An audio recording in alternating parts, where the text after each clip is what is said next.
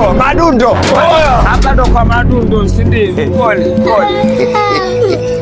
Angalia hivyo namtafuta mtu. Ni nani wewe? Makelele ni nani huyo? Walinzi. Madundo, afadhali umekuja Njora. Yangu si rafiki yako, mbona unanishika mama? Nimekusahau. Mwambie niache. Walinzi. Mwambie niache. Nyumba yangu niliwaambia kusije watu wakapiga makelele.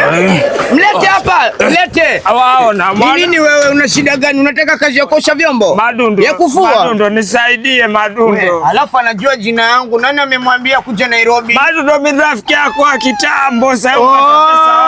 Babuji. Usinieleze ulisoma naye.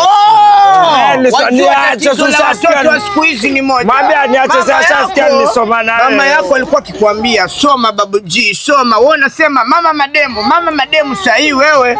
Nilikuambia tumia akili usitumie nyege. Vijana nyege zinawasumbua. Wewe dereva. Yes sir. Fungua hii gari. Madundo nisaidie basi. Mimi si Mungu, omba Mungu akusaidie. Wewe fungua. Kama nisipande hii. Madundo niachilie na utanivunja mkono. Utakufa vibaya wewe na kuhurumia. Soma. Mama kwa kila siku anakulilia soma. Wewe mademu zuu. Jamani sahi wewe. Ama wewe kuja fungua viti. Wewe nao utafuta kazi wewe.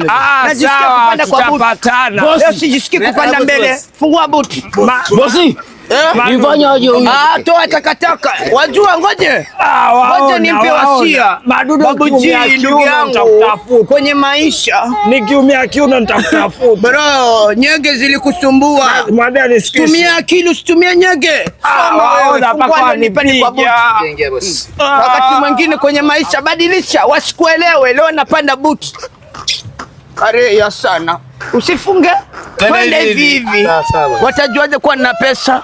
Ndigo wa mwanzo kumiliki viti na mabodyguard. Bro, nenda ukalale leo, nakupa livu ya wiki 4. Panda mbele kwa dereva. Walinzi. Santa. Kusoma muhimu. Twende. We.